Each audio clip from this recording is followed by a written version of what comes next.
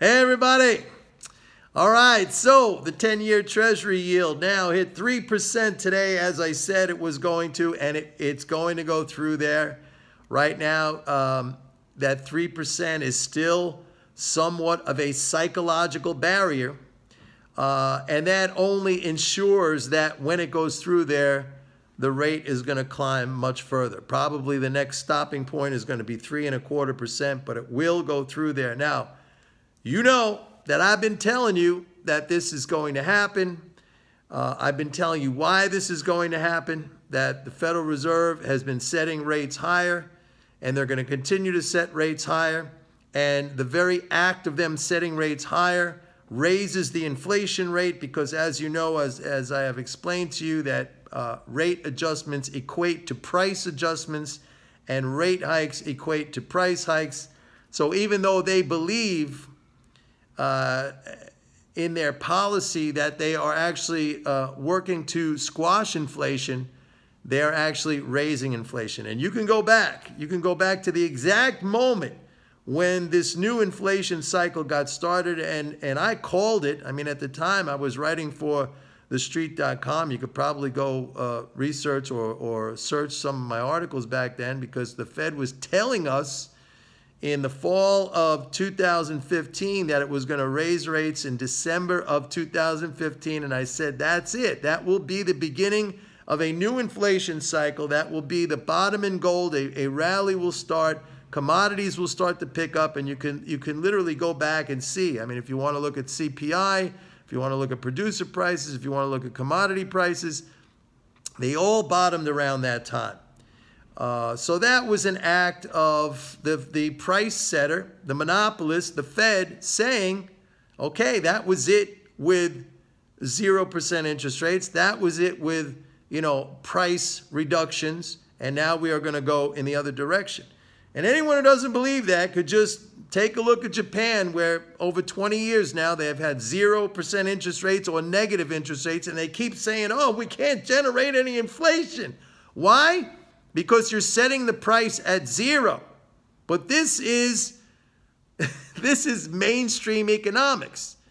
This is the understanding of mainstream economics, which is totally backward. But if you understand MMT, you don't fall into this trap. You understand what is going on. So I don't care if you have your line. The line is going to be broken on your chart. All right. You've had some Wall Street banks last month and early this month saying, hey, the 3% yield on the 10-year, that's the top. That's not the top. It's going to keep going. I was the only one who has been consistently saying that and telling you why it's going to happen. Not just because, oh, the Chinese are not going to lend to us. That's all bunk and ridiculous nonsense. I'm telling you, it's all about price setting. So that line is going to fall. The line's going to be broken. And by the way, the more pressure that builds up here, in other words, everyone's buying the 10-year at this 3% yield thinking, okay, it's not going to go down anymore. In other words, the price of the bond, it will. It's going down. The yield is going up. I'm telling you this right now. So the line's going to be broken. I will make a special video when we break the line. All right, and maybe I'll wait a little bit so it gets nicely through the line, maybe 3.05, 3.07, something like that. I wanted to talk about that. The next thing I want to talk about is the following. You hear a lot of people say things like, oh, if the U.S. starts to become more of a producer, if these tariffs that Trump is putting on result in more production here in the United States, then that's going to mean the demand for dollars goes up, and that is going to push the dollar up. Let me explain something to you which has to do with the distinction between a fiat currency system like the one we're in now, where the government, to use the term that everybody uses, prints money, as opposed to a gold standard or a fixed exchange rate where the quantity of money is fixed. In a fiat money system, demand is not a factor. Demand for the currency is not a factor because the amount of currency created is functionally limitless, all right?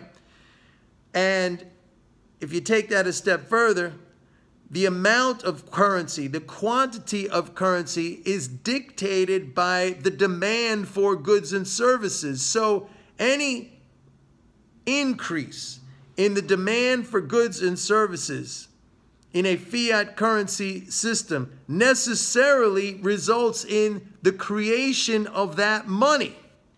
So the demand for goods and services, doesn't matter how much it's going up, is met with an equal, if not greater, supply of currency. All right? Equal, of course, because the currency is needed to purchase or the goods and services, or I shouldn't even say needed. The currency is created as a result of the purchase of those goods and services. And then anticipatory consumption, there's money created from that, right?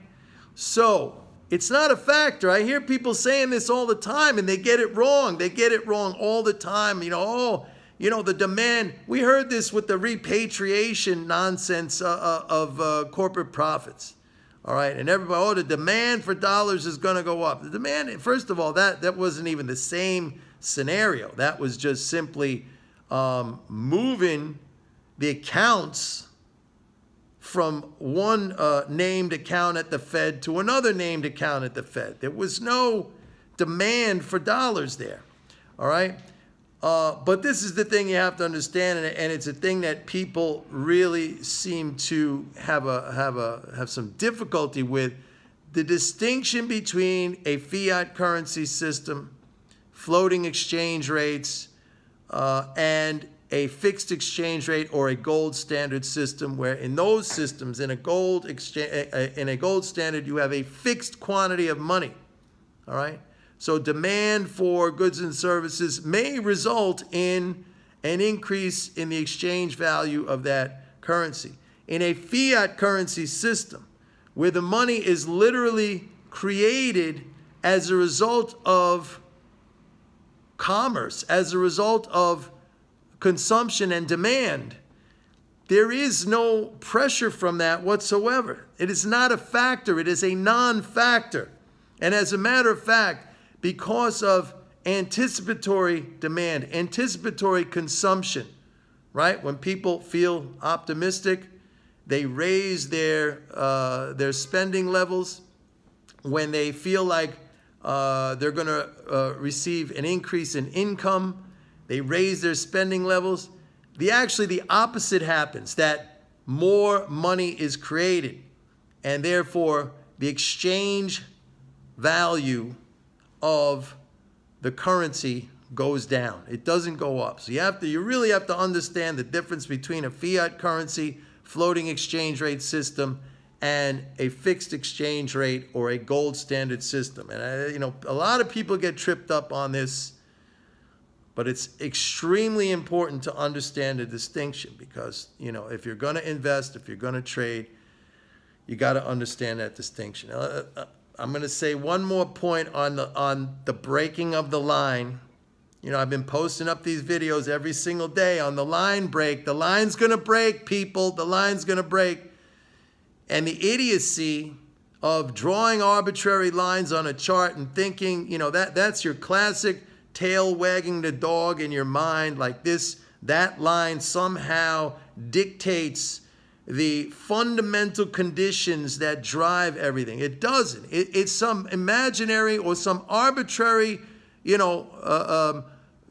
thing on a piece of paper. I mean, you got to wake up. But then I have people posting up comments here saying, oh no, well, that tells me to take a profit now or to get out now, because I'll be able to get in at a more advantageous level at some other point. No, it does not tell you that. And everyone or anyone who makes a statement like that, I know they have never traded in their lives, or they are very much novices in this game.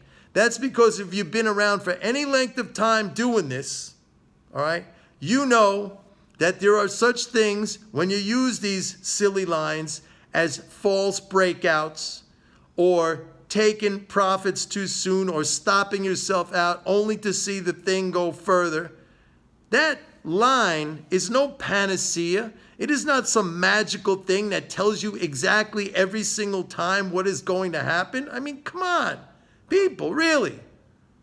What are you talking about? What are you talking about? If that was the case, you know, we'd all be using those lines with absolute perfection every single time. How many times have you lost a position as a result of prudently looking at some, you know, thing you drew on a chart? How many times have you been given a breakout only to see it was a false? In fact, the term false breakout comes from people drawing lines on pieces of paper. Okay? Nobody would know what a false breakout was unless, you know, for decades, silly people sat around drawing lines on pieces of paper thinking that that was some kind of a useful device. It's not. It is not. So stop with the ridiculous comments like that that point out the fact that you're an absolute novice and you don't know what you're talking about, or you are in the business of rationalizing a system, an approach that does not work just to make yourself feel happy. You know, we're all about truth and honesty here. We're all about making money. We're not about mental masturbation. All right, if you want to do that, I'm sure there's a lot of other channels out there that you can go check out. Maybe not on YouTube, maybe elsewhere where you can do that kind of thing. Here it's about rationality. Here it's about honesty. Here it's about black and white, making money. Here it's about behavior, mental game, how to control ourselves, and how to achieve what we're after. If you're after excitement, if you're after rationalizing stupid theories, there's plenty of crazy websites and YouTube channels out there for you to explore. This is not one of them. Sorry. All right, everybody. See you later. Bye-bye.